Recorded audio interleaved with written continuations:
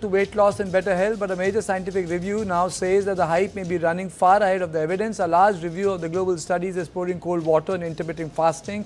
Researchers found that the popular fasting method, including the 5.2 diet, made famous by the Michael Mosley, lead to weight loss that's no better than following a regular diet advice. In fact, the analysis by the Cochrane Network shows people lost just 3% of their body weight on an average, far below what doctors call medically meaningful. And surprisingly, fasting was barely more effective than not dieting at all. Experts say intermittent fasting took off because it sounds simple, eat less sometimes, and promises big results with minimal effort. But the science doesn't back those claims. Most studies are short-term, many are low quality, and there is no strong proof that the fasting improves quality of life, metabolism, or long-term health better than any other diet. Add to that the fact that people often move less on fasting days, and the so-called magic formula starts to look more like clever marketing than real medicine.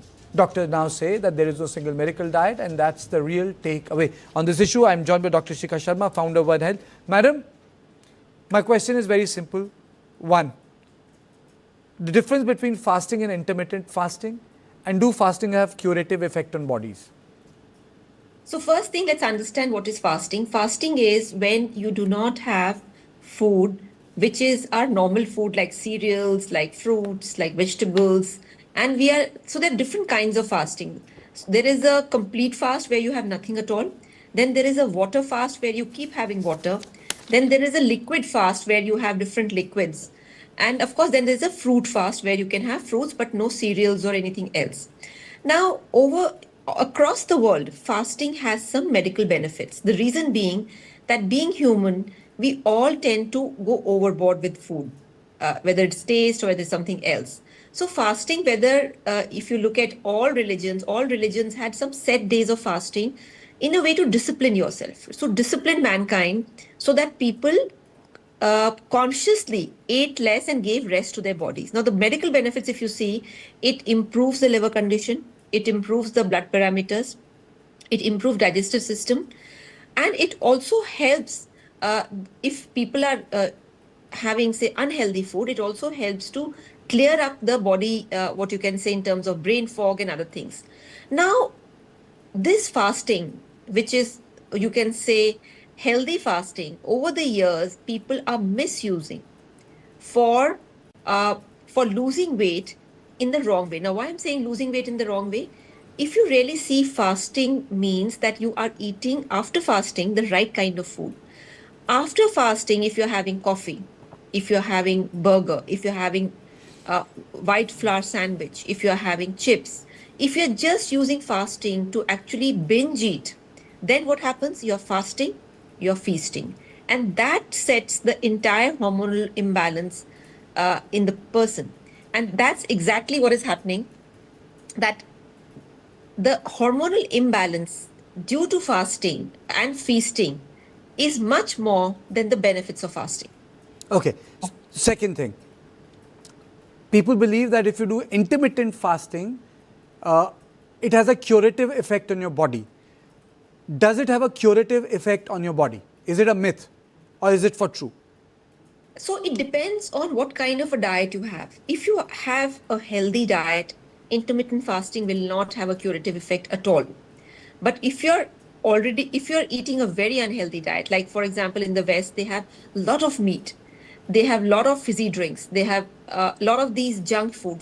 So if your diet is full of that kind of food, then fasting would much be better off because it will help your body rest from all that unhealthy eating. But if you're having fruits, if you're having vegetables, if you're having salads, and in general your diet is 60%, 70% good, then intermittent fasting will not help. So what do you advise to your patients? Do you think fasting is really helpful in long run for weight loss, or do you think fasting is helpful in maintaining quality of life, in the sense that, one day you don't eat salt, one day you don't eat sugar, one day you don't eat vegetable, one day you don't eat carbs? It helps your internal organs. So why should then people fast? Exactly. So people should fast for quality of life, not for weight loss. Because when they do it for weight loss, the whole the game becomes, oh, I'm going to eat I'm not going to be eating. I'm going to fit into my jeans or my clothes or whatever, my dress, and then I'm going to go and have uh, fizzy drinks, all the unhealthy food which I have been wanting to eat.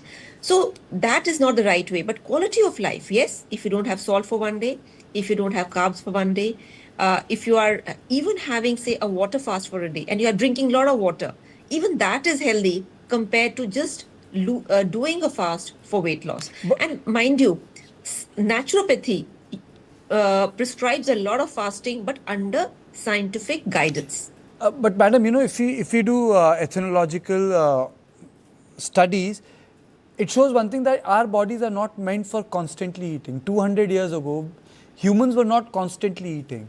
Even I think the breakfast is a modern phenomena for an industrial cycle. Do you think that our bodies have been affected because of this timed eating schedule and not when the body is feeling hungry?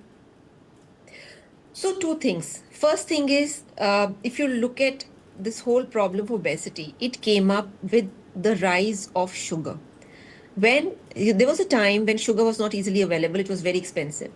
As soon as the industry started churning out tons and tons of sugar, the obesity started rising because sugar came in everything, almost everything. Second thing, transportation.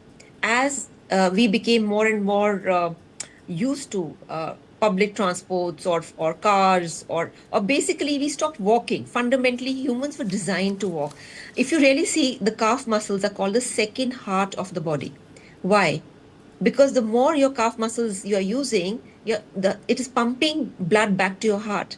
So when we are constantly not moving and then having refined food, which is the bane of this industrial society, that is the cause for all problems. So rather than fixing the root cause, we are doing these shortcuts which really don't help us. And like you mentioned, fasting for a quality of life is very different and very scientific compared to these shortcut measures. And people also end up eating wrong kind of food after fasting, like tapioca or ultra processed food. So you fast, but you still end up having those foods which are not food actually. They are molecules mimicking as food. Absolutely, molecules mimicking as food. You use the right term, because they cannot be recognized by the body. So eventually what is happening, they're flooding our liver, causing fatty liver, causing liver problems, causing insulin problems, Yes. causing gut biome problems. So eventually we are in a way fooling ourselves by thinking, oh, I'm doing intermittent fasting, but the body you cannot fool, because the body needs real food. Absolutely. Thank you so much for joining me. Thank you.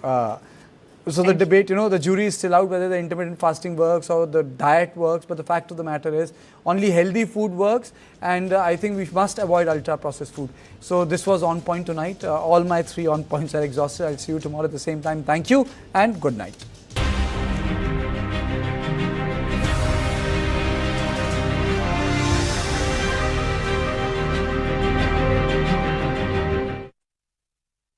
When the lights dim, legends of cuisine and mixology rise. This is where hospitality meets honor.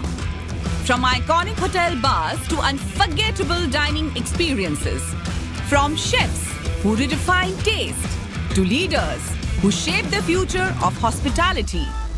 Celebrating excellence behind the bar and brilliance beyond the kitchen. Classic contemporary